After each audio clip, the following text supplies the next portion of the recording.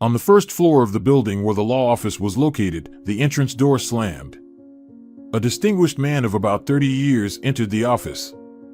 He was wearing a brown suit made of expensive cloth.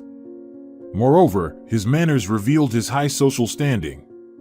He walked slowly down the corridor, carefully reading the names displayed on the massive, expensive doors. Finally, his short journey through the office ended at a door with the inscription Jorge Gonzalez, family and civil law attorney. "Sir, what is your business here?" a pretty secretary addressed him. Her workplace was situated almost at the entrance to the lawyer's office. "Oh, I didn't notice you at first." "Good afternoon, miss," the stranger responded politely. "It's all right. I'm rarely noticed, since everyone comes here directly to see Senor Jorge, the famous attorney. Yes, he is a renowned lawyer who has never lost a case." "You're right. Credit must be given to his talent.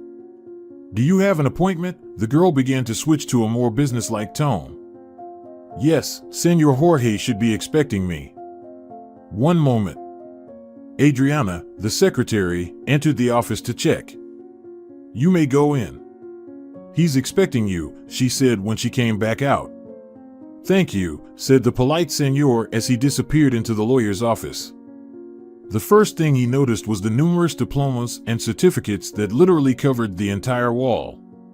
This inspired confidence that he had come to the right place. "Come in, I've been expecting you." The lawyer offered the man a seat opposite him in a green leather chair. He also looked very distinguished, dressed in a white shirt, tie, and business suit. Such an appearance demonstrated respect for clients and set a businesslike tone for the conversation.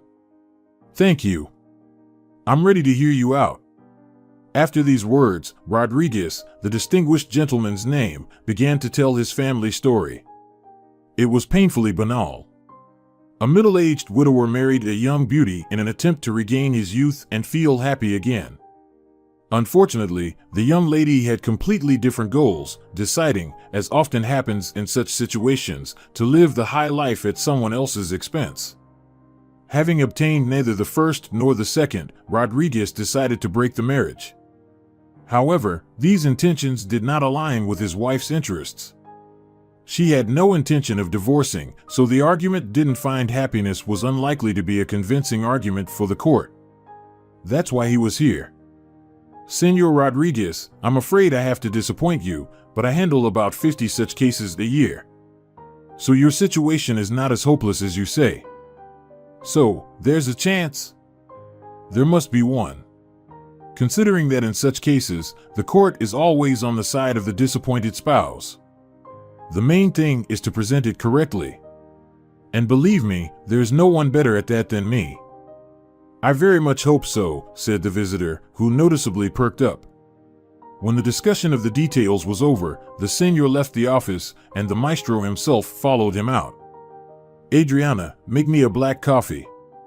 These banal family squabbles tire me. I want something special, something thrilling." "Yes, it's hard to surprise you." Jorge nodded affirmatively and returned to his office. Adriana decided to take advantage of the situation and call her latest admirer. It's worth noting, she was immensely popular with men. Slim, with a model-like appearance, always in high heels, she drew attention. Her expressive, wide-open eyes and dazzling smile, which she bestowed on everyone without exception, even intrigued the most confirmed bachelor. And her office attire only added to her charm, making her even more attractive. "Guillermo, darling, hi. I miss you so much. These endless visitors exhaust me," she drawled into the phone, as mannered girls often do. "I want to relax. I hope you can help me with that." Judging by her expression during the conversation, the answer was satisfactory, and a pleasant evening awaited her. "You can't imagine how much I love this place." Adriana looked at her companion with a loving gaze, causing him to straighten with pleasure. They stood at the entrance to a restaurant she loved to visit. "Sweetheart, you know I'm willing to do anything for you, just to make you happy." After these words, the young couple entered and found themselves in a hall. It was styled in retro fashion. Low ceilings, white wall sconces, and small sofas created an intimate atmosphere. This was one of the best churrascarias in the city, where one could eat a variety of meats. Waiters brought different dishes directly to the table, and guests only had to choose something to their liking. For men, this was a real paradise where they could enjoy a juicy steak or churrasco. Adriana also belonged to the group of meat delicacy lovers, so she expected to get only the most pleasant impressions from the evening. They settled on a cozy sofa and began to choose dishes. A young waiter brought them various meat options, and they chose churrasco. "How did you know I love meat?" the girl asked her companion. "It wasn't hard. I just looked at your social media page." "Oh, you rascal. Now you know everything about me," Adriana wagged her beautiful finger at him. "We've been together for 6 months, and all I know about you is your name and where you work," Guillermo replied. The young man was good-looking. Just as handsome as Adriana, tall, slender but fit, about 25 years old. He had shoulder-length dark hair and atypical blue eyes for this region. "I didn't think you were so curious." It was noticeable that Adriana didn't like the idea of him searching for information about her on social networks. "Sweetheart, are you hiding something from me?" "No, Guillermo, of course not. I just don't like it when people try to find out details of my personal life behind my back." Adriana softened a bit. "Let's just have dinner. I'm terribly hungry." The young couple stopped their dispute and indulged in a pleasant dinner. "Adriana, a very important visitor is coming to see me today. Please, do not leave your workstation," Jorge said as soon as he entered the office. It seemed this meeting was very important to him. "Of course, sir," the secretary replied politely. She always took her task seriously, but the lawyer decided to remind her once more. This was typical behavior for a boss who wants all his subordinates to follow orders without question, especially for someone as renowned as him. His impeccable reputation was at stake, and it couldn't be compromised under any circumstances. Around noon, the very person Jorge had been expecting entered the reception area. Outwardly, he was quite unremarkable. Just an ordinary middle-aged man of average height. Except for one detail, he never let go of his black briefcase. This was typical behavior for people who have something to hide. "Good day. You must be the person Senor Lawyer is expecting?"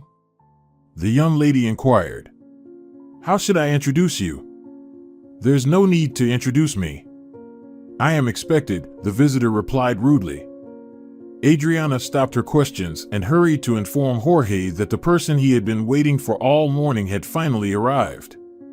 "Invite him in quickly." "No need for formalities," the lawyer said nervously. He rarely got this agitated. Usually, he was quite calm when receiving clients. His many years of experience and typical legal cases no longer excited him. But his desire to prove himself remained, so he showed an open interest in cases that could enhance his professional status. Or at least prove once again that he was unmatched among defenders of the law. This was just such a case. "Please, come in, sir." Jorge didn't know his name, so he intentionally paused and looked at the man hopefully, expecting him to say it. "There's no need for you to know my name. It's enough that I am entrusting you with the details of my case," the stranger replied calmly. The lawyer's status didn't allow him to pay much attention to such formalities, especially since it was the client's wish. "Then let's get straight to business," he said businesslike. "May I sit down?" The man was still standing at the entrance, as the question about his name had unsettled both him and the lawyer. "Yes, of course. Forgive me for not offering you a seat earlier," the lawyer courteously pointed to a comfortable chair suitable for conversation. "Coffee, juice, or perhaps something stronger?" he kindly offered. "No, nothing. I have little time. Let's get straight to the point." The man tried to steer the lawyer's courteous tone towards business. "As you wish." Jorge sat in his working chair and looked attentively at his client. Suddenly there was a knock on the door, and Adriana entered without waiting for a response. "Senor Jorge, I need to leave urgently." If this had been an ordinary client and an ordinary case, the boss might have shouted, reminding her of her duties. But this was an unusual case, and Jorge was least inclined to show his negative sides now. "Okay, Adriana. You can be free for the day." The southern sun unusually dazzled the girl as she left the office. She usually stayed late, and it was rare for her to enjoy the city's atmosphere. And there was much to be surprised about. The city enchanted with its beauty. The dynamic pace of life blended with the old 19th century architectural buildings. It was easy for a passerby to move from a noisy street to a narrow alley in a historic part of the city and in minutes find themselves in a completely different atmosphere of quiet, measured life. The natives of the city, mostly of middle income, lived here. They greeted warmly anyone who unexpectedly wandered into this quiet area. Here, one could not only escape the city's hustle and bustle but also visit an antique shop and buy some local souvenirs. And then return to some fashionable part of the city to visit the famous opera or attend a concert by a popular artist. Yes, there was much to be surprised about. It was on one of these noisy streets that the young girl found herself. And it seemed not by accident. Her focused look indicated she had some very important business. Meanwhile, the conversation between the two important men continued in the office. "Lawyer Jorge, I have a very unusual case. I would even say that you have never encountered anything like this in your legal practice," said the stranger. This intrigued Jorge even more, and he listened to his client more attentively. "I will not hide from you, I am directly connected to the criminal world. A very authoritative one. But now I need protection myself. I warn you right away, this is not safe. If anyone from my circle finds out that I am here, both you and I will be in serious trouble." The interlocutor's voice grew quieter, almost to a whisper. "Yes, but what exactly is my task? From what or from whom should I protect you?" "Don Carlos. Have you ever heard this name?" "Oh, yes. I think few haven't heard of this villain. Half the city is under his control. I want you to protect me from him right in the courtroom. Then he will not dare threaten me anymore, let alone take any actions against me. I will be protected by the law. Yes, you have given me a challenge. To protect one criminal from another. But I am not used to backing down. Since I have gotten involved in this dark story, I will see it through to the end. Deal, my friend." It was clear that Jorge was already excited, so his last words fully reflected his inner state. Meanwhile, on one of the noisy streets, another meeting was taking place, equally secretive and perhaps just as intriguing. In the bustling place St. John, among the crowds, Adriana and a stranger could be seen. It wasn't Guillermo. But the meeting was far from romantic. They were discussing something seriously, as evidenced by their tense faces. "Are you sure this is indisputable evidence and it can be presented in court?" "No doubt," the stranger said. "There are plenty of witnesses who will gladly help you." It was clear from Adriana's face that she was satisfied with the answer. Then both melted into the crowd, each going their separate ways. "You seem tense today. Did something happen?" Guillermo looked at Adriana questioningly. "No, everything's fine. It was just a tough day, lots of visitors, tons of paperwork." The girl gave the most banal answer to the question she was asked. "I don't like how you've been lately." "You don't smile at all, you ignore my attention," the young man persisted. "It's just your imagination. Let's go dancing somewhere." Adriana suddenly cheered up and started performing salsa moves right on the street. Guillermo was pleased that his beloved had finally brightened up, and he gladly supported her idea. "I'll need you today, Adriana." This phrase replaced the usual morning greeting from her boss. He was the same as usual, but something in his behavior had changed. The secretary immediately noticed it. "As you say, sir," the secretary replied without objection. "Come to my office. We need to discuss some details," Jorge continued businesslike. Before getting down to business, the lawyer suggested having a cup of coffee. He wanted to set the tone for the conversation. "Where did you learn to make such delicious coffee?" "I'm always amazed by your talents." Jorge tried to set a positive tone for their conversation. I make it for you every day, and only now have you appreciated its taste, sir. To think I drank such wonderful coffee every day and never noticed its flavor. I am truly absorbed in my work. That's hard to argue with, Adriana smiled. Do you remember the gentleman with the briefcase from yesterday? Jorge began transitioning to the main topic of their conversation. Of course, I remember. I need your help. But this is a very delicate matter. Can I count on you? Don't doubt it. Have I ever let you down? All the documents are always ready on time. You've never had any complaints about them. And only we know about your clients. Yes, that's true. You're a good worker. And you've never been known to gossip. Well, let's get started. He then detailed his conversation with the stranger from the previous day. He wanted to involve Adriana to find out everything about this gentleman. In this situation, he needed to worry about his safety first, and then his reputation. After much deliberation, he decided to rely on his secretary. He couldn't involve other lawyers from his firm due to professional ethics. So, he had very few options. Adriana, you're a very social person, and surely through your connections, you can find out everything about this man, the boss said at the end of the conversation. The girl was still processing everything she had heard, so she couldn't immediately give a definite answer to the question. I'll do my best, sir. I'll do everything I can. I'm counting on you. My reputation is in your hands. That's for sure.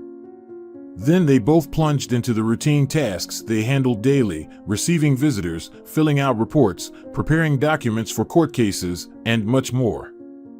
Through her channels, Adriana had no trouble finding out the name of this mysterious gentleman.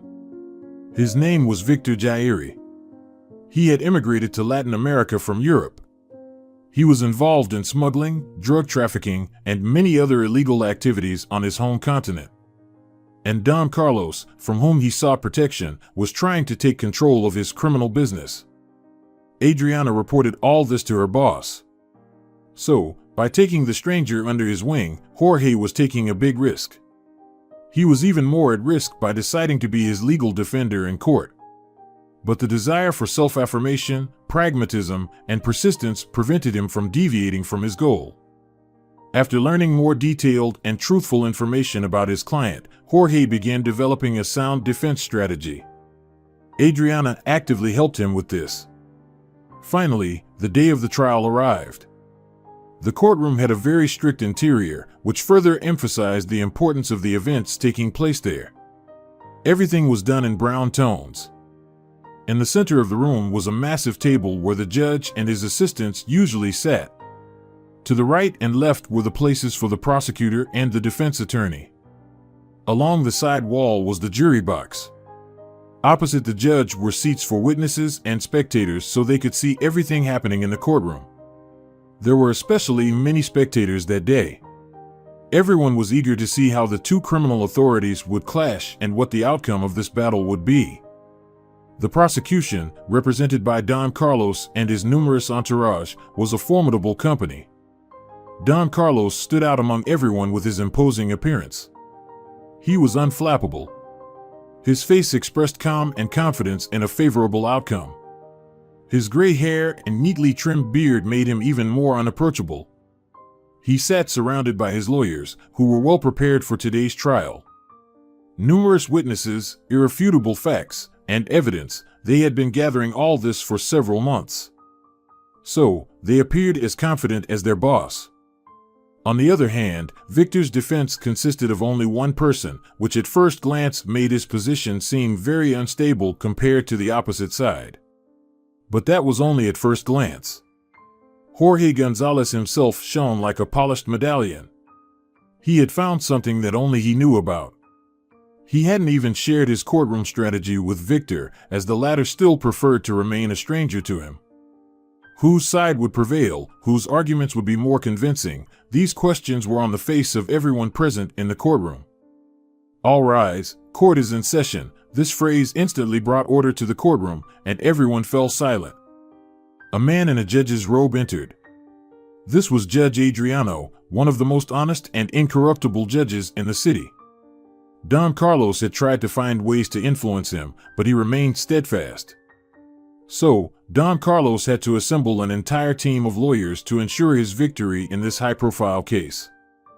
Don Carlos, you accuse Mr. Victor Jairi of creating obstacles for your business.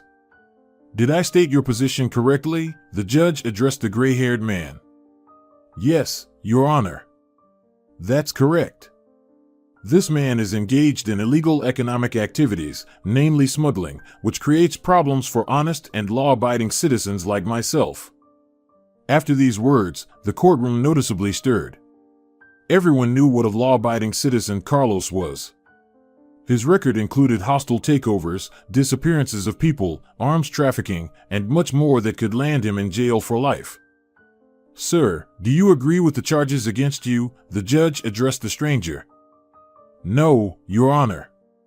And I intend to defend my innocence, the European said confidently. I declare the trial open. These words marked the start of the trial and set the clock ticking, determining the fate of each side. First, the numerous team of prosecutors presented evidence that Victor was involved in smuggling. It seemed these facts would be indisputable and the case was just a step away from a guilty verdict. But the most interesting part was yet to come. We would like to call a witness whose testimony can be added to the case. It was now the turn for Attorney Gonzalez to speak. After these words, an elderly woman entered the hall, escorted by two people. It was evident that she was very old. Your Honor, my name is Lucia. I am very old and have nothing left to lose. I am completely alone in this world.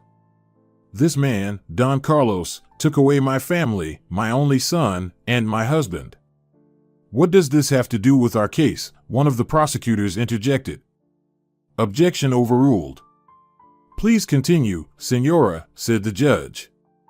Thank you, Your Honor. My son owned a small business providing tourist services. We live in a southern city, so he had no shortage of clients, and the business was doing well. Until this man intervened, she pointed at Carlos as she spoke. It was clear he was getting nervous. The confidence he displayed at the beginning of the session was vanishing. He took over the business through a hostile takeover and got rid of my son to ensure he wouldn't be a bother. My husband tried to uncover the circumstances, but was threatened with the same fate. Now my husband is gone. He died after another heart attack, which he suffered while trying to find out where our son was. So I have no one left to lose, and that's why I'm here. Those are just words, nothing more. The prosecutors tried to downplay the growing tension. No longer. I have an entire audio archive containing numerous threats against my son and husband. I couldn't take the risk while my husband was alive. Please submit it as evidence, the judge said. The large entourage and Don Carlos himself noticeably wilted after this statement. They expected another blow from the defense. And rightly so. Following this elderly woman, more witnesses came forward, providing further evidence of his guilt. Finally, it was time for the triumph of the maestro himself, Senor Jorge Gonzalez. His speeches were always not only convincing but also eloquent.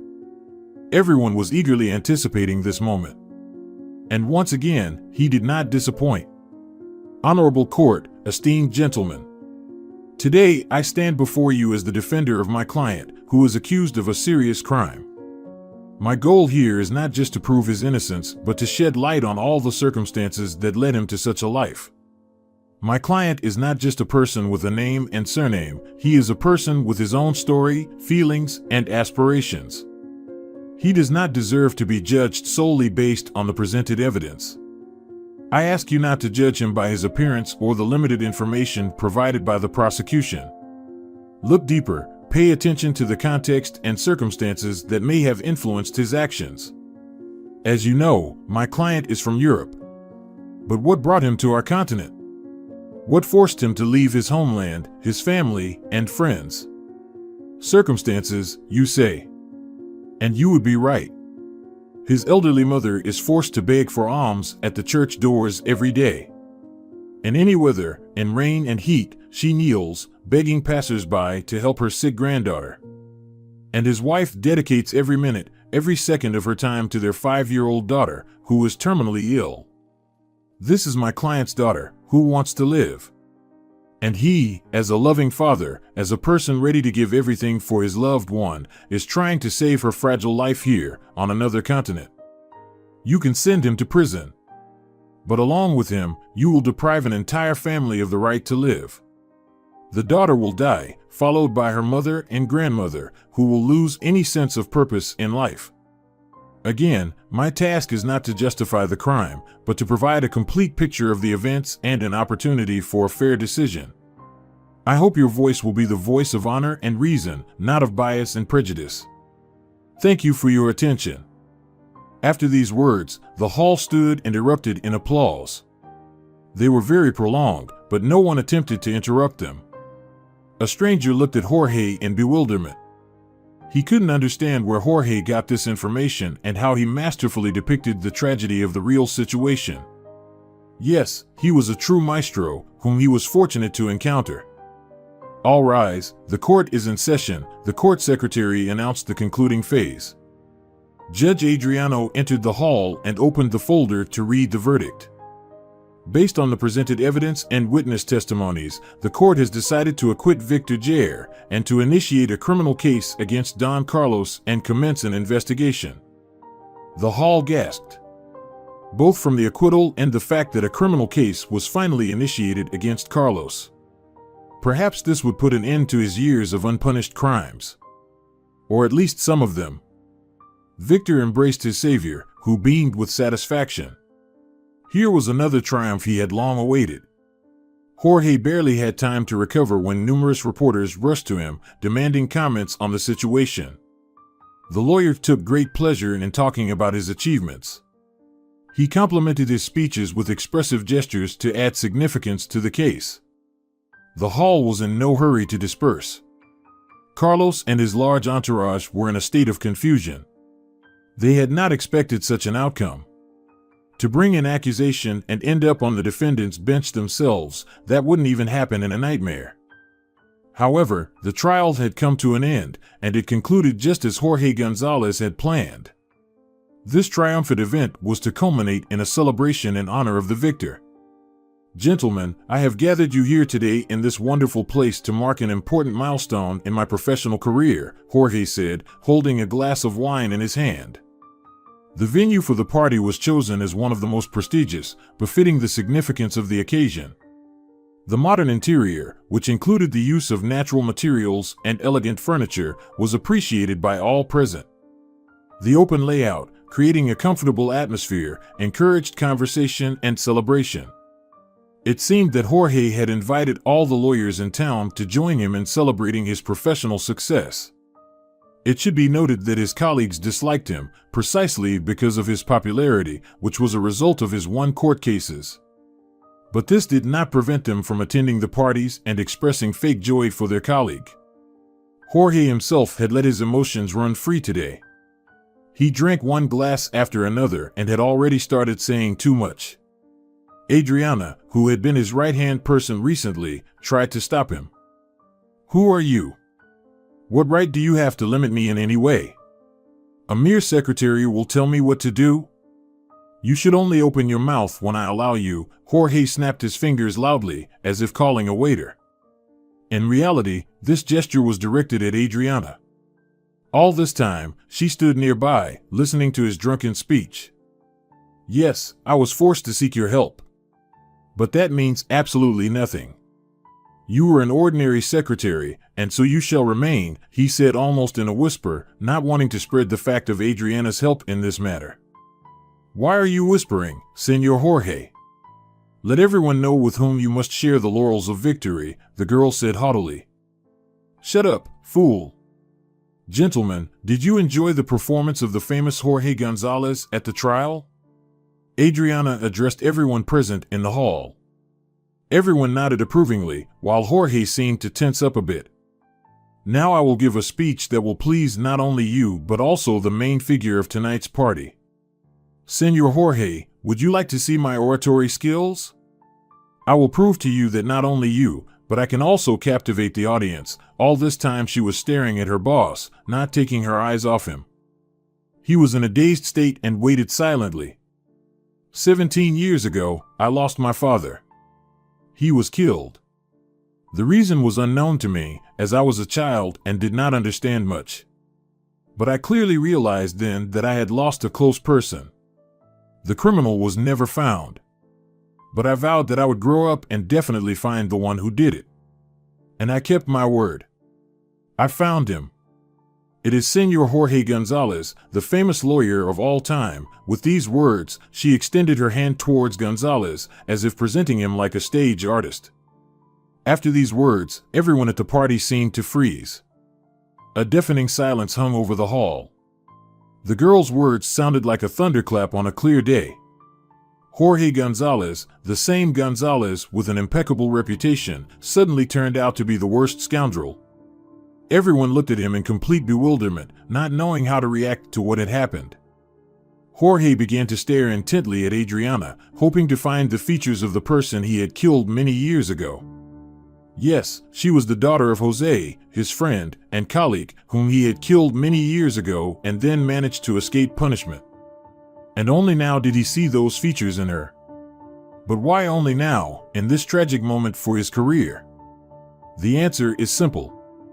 He had erased that terrible episode and that person from his life and memories. The properties of human memory, nothing can be done. It tries to push out everything that makes us relive the tragic moments of our lives. Jorge remained silent. He had nothing to say in his defense, which was completely pointless. Gradually, he began to realize that he was falling into an abyss from which he would hardly be able to escape. This was the end. The end of his career, the end of his profession, and probably the end of his life. They both mentally returned to 17 years ago and tried to recreate the picture of those events. Adriana, my girl, where are you? Her father walked around the house and looked into all the closets.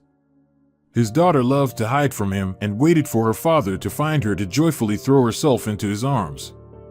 And although she was already 10 years old, she loved to pretend to be a child to be caressed by her parents once more.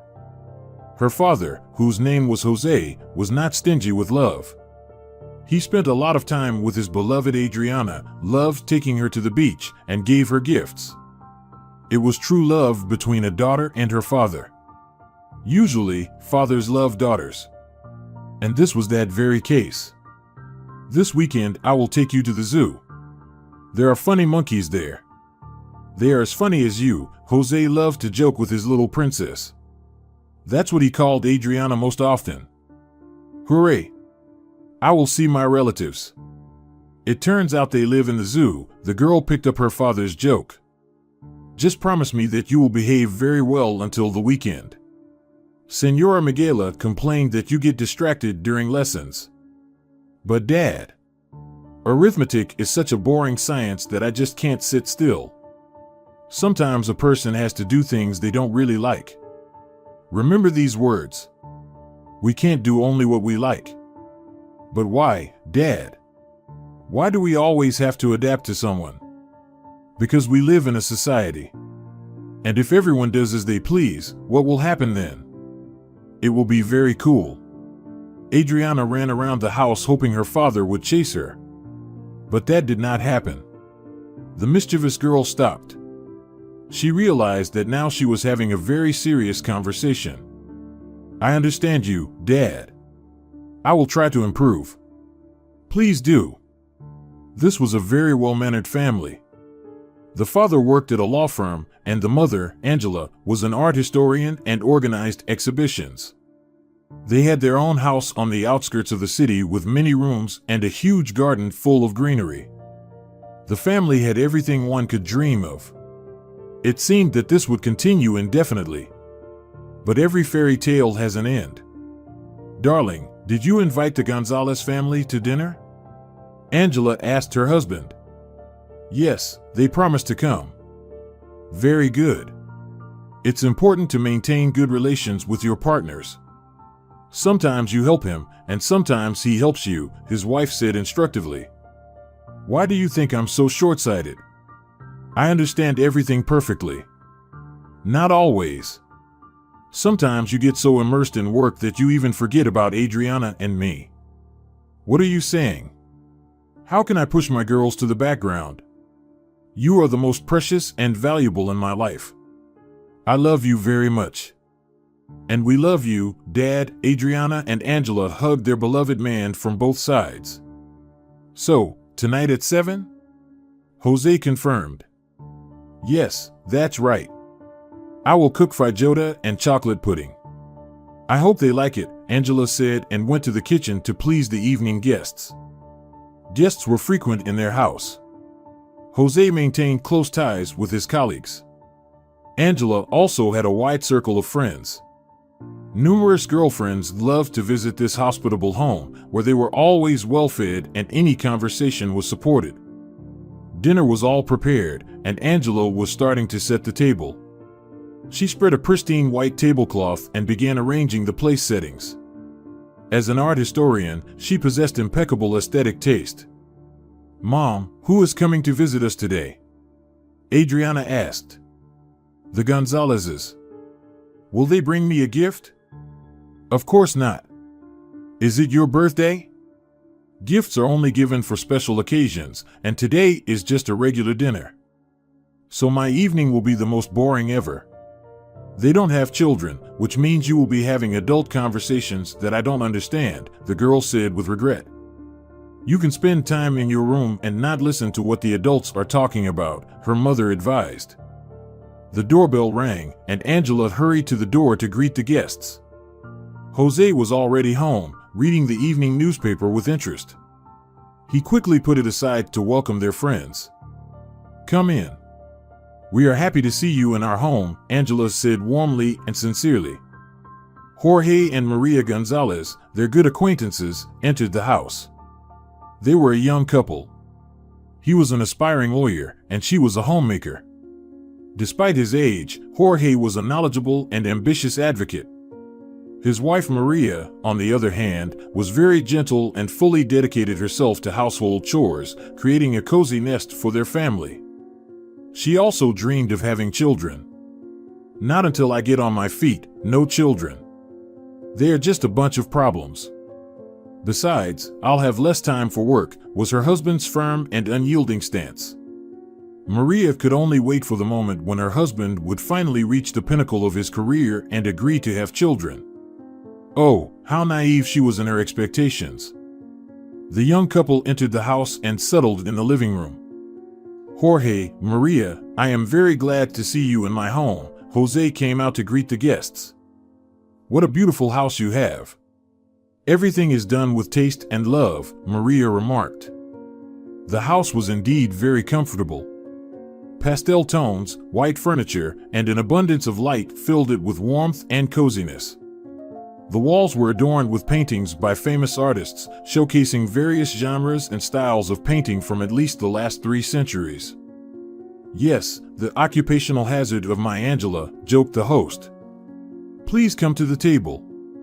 Everything is ready." The table, like the house, was elegantly set.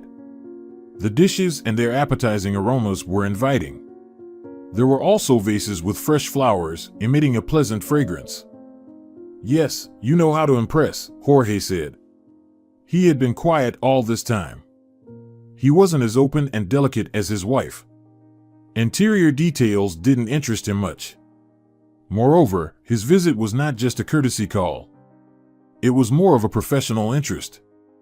Jose was not just his colleague. He was an excellent lawyer, constantly in demand by clients. Jorge envied his success deeply and used any opportunity to learn from his professional experience. "And where is your lovely daughter?"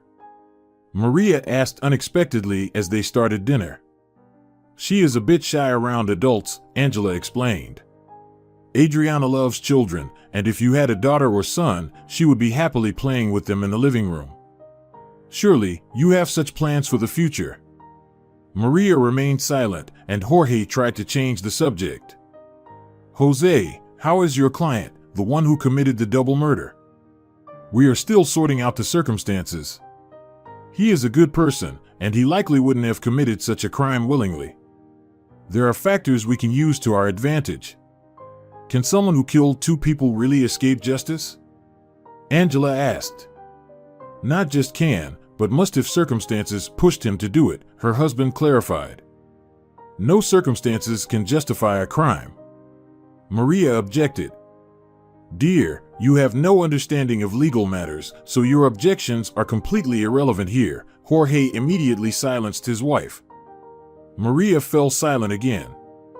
Gradually, the dinner conversation shifted to professional topics, just as Jorge had hoped. The women, not wanting to interfere, retreated to the living room. My husband spends a lot of time working, Maria said. Yes, it shows. Maria, why don't you want children? You are such a lovely young couple. It would bring you joy, Angela asked. Again, it's for professional reasons. First a career, then children. That's my husband's belief, her companion replied. A wrong life stance. Children should come first. They are our continuation, our future, what makes life worth living, Angela tried to argue. But Maria understood this perfectly well already. She just couldn't change anything. When the visit was over and the guests had left, Angela said to her husband, What a careerist Jorge is. Yes, an ambitious young man. He'll go far, Jose agreed with his wife. A few days later, the colleagues met again. Jorge, my friend, come in. Glad to see you, Jose invited his colleague into his office. He had come unannounced at the end of the workday, when the office was already empty. What brings you here so late? Did something happen? Jose looked questioningly at the unexpected guest. Yes, I have something to discuss with you. A professional matter. I'm listening attentively. Have a seat, Jose offered Jorge a chair. Jose, you are a well-established and very successful lawyer. And I'm just at the beginning of my professional career, the young man began. I have a request for you. Go ahead. If you need any help, I'd be happy to assist. No, not help. A favor. Give me the double murder case. If there are circumstances and a chance for an acquittal, I'll do everything to ensure a positive outcome for the client. Jorge switched to a demanding tone. My friend, you know there is such a thing as professional ethics. On what grounds can I transfer the case to you? It would undermine both my and your credibility in the legal community. I know. Then why suggest such a step? You don't understand. I need a high-profile case to get noticed, the late visitor insisted. Your career is just starting. You'll have your share of high-profile, sensational cases. Jose tried to steer the conversation back. But Jorge's face showed he was resolute. Who guarantees that I'll get such cases? And when? Wait a lifetime? This is a chance. No. That's my answer. At that moment, the enraged Jorge lunged at his colleague and tried to grab him by the throat. But the other man was stronger and managed to push him away. Jorge was relentless. Like a predator, he lunged at his victim again and once more, unsuccessfully. Realizing that he couldn't overpower him easily, he grabbed a heavy object from the table and, in desperation at his failure, tried to throw it against the wall. But he hit Jose instead. Completely by accident, with no intention of causing harm to his friend. Jose fell, and a trickle of blood flowed from his head. Jorge was stunned for a second, then ran to the fallen Jose. He wasn't breathing. Realizing that something terrible had happened, Jorge began to cover his tracks. He wiped down everything he could, even things he hadn't touched. Then he left the office, which was empty. The police never found anyone. It all happened in the evening, there were no witnesses. And the criminal himself destroyed all the evidence, leaving not a single clue. When Jose's family found out about it, especially Adriana, no one could believe it. Of course, defending criminals can put you in dangerous situations. But Jose was fair and only took on cases where the defendant was a victim of circumstances. Who could act so cruelly? To kill a lawyer in his own office. Adriana swore to herself that she would do everything to find the answer to this question. It turned out to be not so simple. Jorge soon moved to another city, leaving his wife. But Adriana found him. She got a job at his office and meticulously gathered evidence of his guilt. An unusual client actively helped her in this. He was from the criminal world and thus had connections with many influential figures. So, the career of a successful lawyer collapsed overnight, and Adriana finally managed to restore justice. After the incident, a criminal case was opened against Jorge, and offers of cooperation poured in for Adriana from various law firms. Of course, everyone wanted to secure someone who had solved a crime committed by Gonzalez himself. In legal circles, everyone knew that name. At that time, she didn't have a legal education. But the persistence with which she had sought the criminal for many years and collected evidence of his guilt easily helped her master the basics of legal work and become a decent lawyer. And now it was her name that distinguished gentlemen were seeking on the office doorplates as they wandered through the corridors of law firms. Dear viewers, if you enjoyed the story, please support the video by liking it and leaving a comment. Thank you very much.